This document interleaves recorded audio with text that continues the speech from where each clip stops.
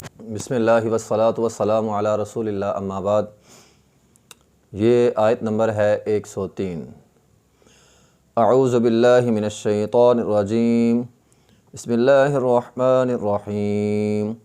ولو انہم آمنوا واتقوا لمثوبۃ من عند اللہ خیر لو کانوا یعلمون۔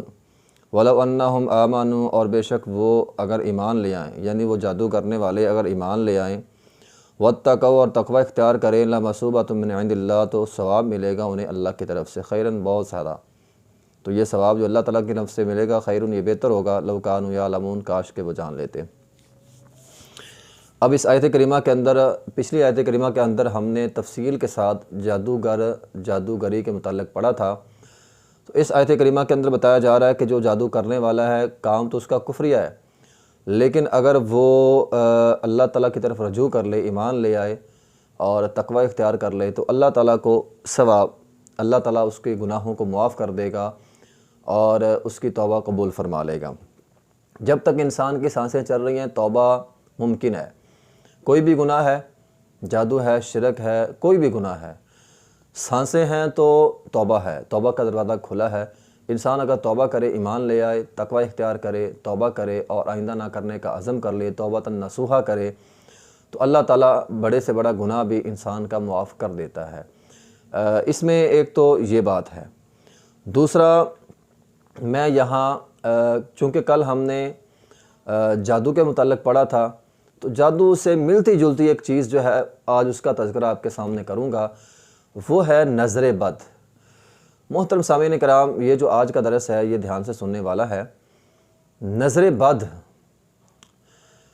یہ ایک بہت خطرناک چیز ہے۔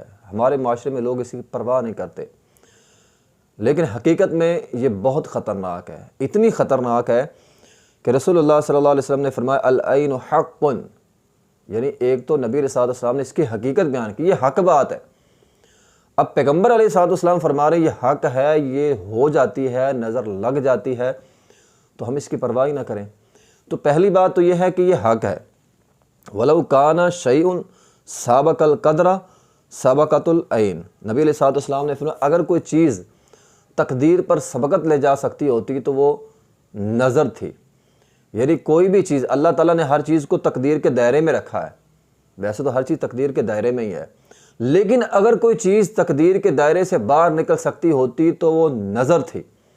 نظر لگنے سے انسان تباہ و برباد بھی ہو سکتا ہے۔ جادو سے زیادہ برا اثر نظر کا ہے، نظر بد کا ہے، اور یہ لگ جاتی ہے۔ اس کا اتنا برا اثر ہے، جادو کے بارے میں تو قرآن کہتا ہے نا، یہ صرف لڑائی ڈالتی ہے آپس میں۔ جادو کے ذریعے بندہ لڑائی کروا سکتا ہے ایک دوسرے کے درمیان، بس اس کا اتنا اثر ہوتا ہے، بندہ بھول جاتا ہے، بھولنے کی بیماری لگ سکتی ہے، اس طرح اتنا اس کا اثر ہے۔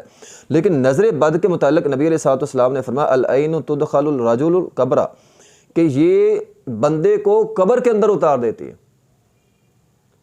اور فرمایا اونٹ کو ہانڈیا میں پہنچا دیتی ہے۔ ایک اچھا خاصا اونٹ کھڑا ہے، اس کو نظر لگ جائے، وہ اتنا بیمار ہو جائے گا، وہ پک جائے گا، ہانڈی میں چلا جائے گا، بندہ فوت ہو جاتا ہے، قبر میں چلا جائے گا، یعنی بندے کو مار دیتی ہے۔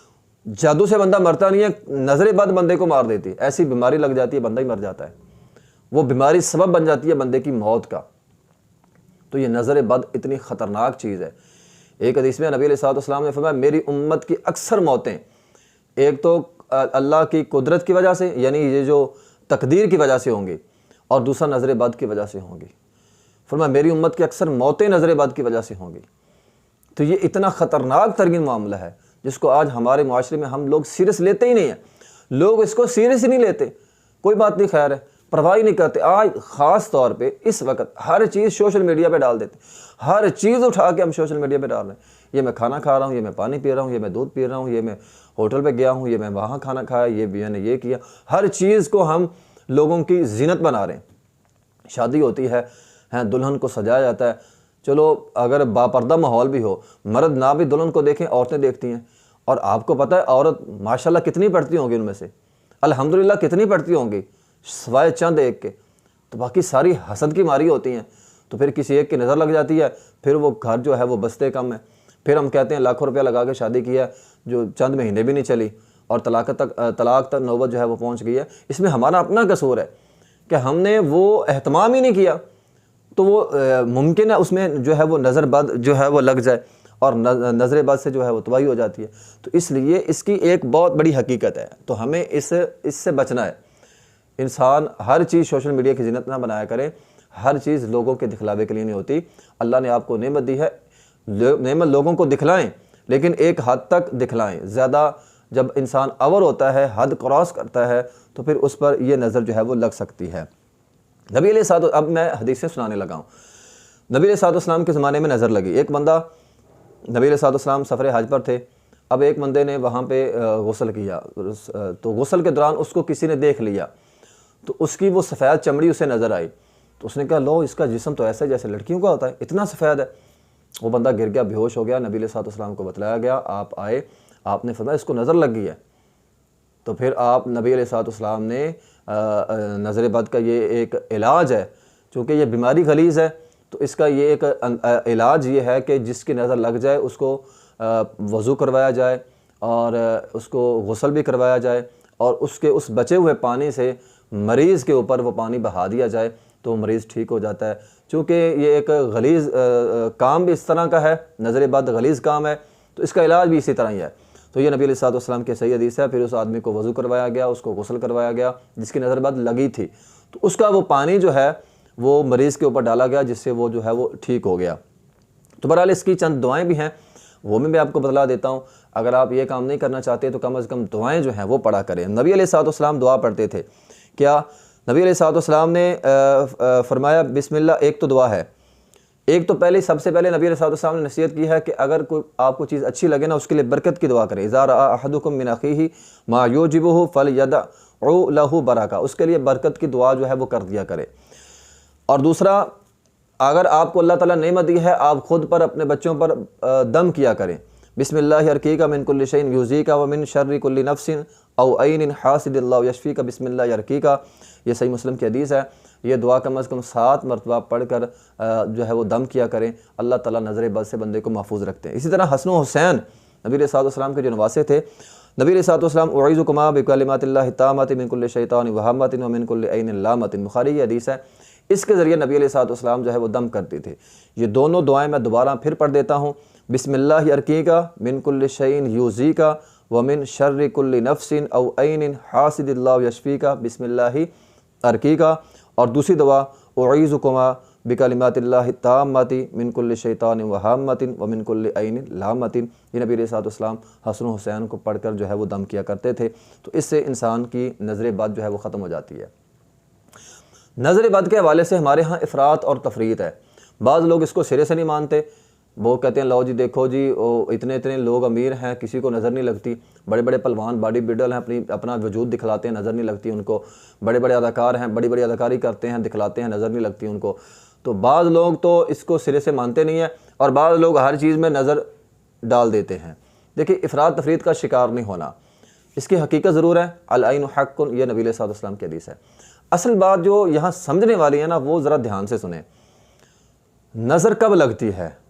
یہ نہیں ہے کہ ایک بندہ اس کی باڈی بہت ہے اس کو نظر لگ جائے، ٹھیک ہے، یا اس نے گاڑی لی ہے اس کو نظر لگ جائے، یا اس کا کوئی ہنر ہے وہ دنیا کو دکھاتا ہے اسے نظر لگ جائے، ایسا نہیں ہوتا۔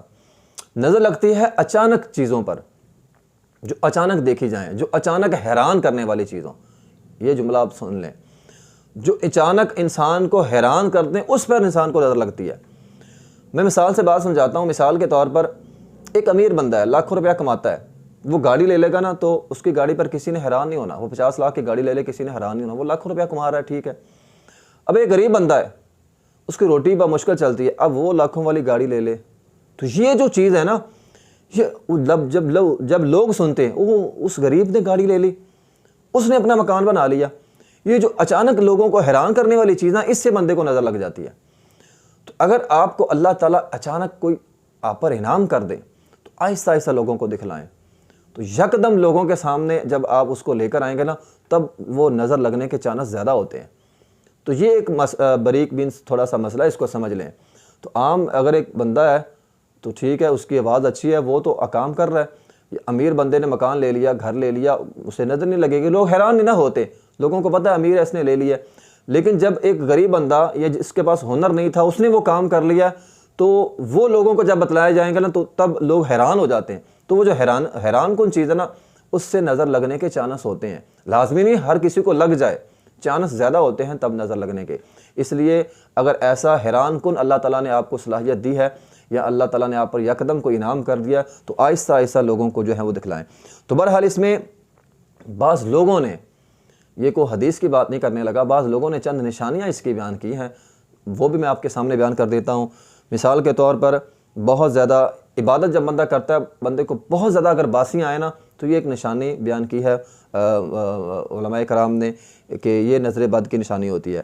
اسی طرح اکثر چیزوں کو بھول جانا یہ نشانی ہے. تلاوت قرآن جب کرے دل گھبرائے یہ نظر بد کی نشانی ہے.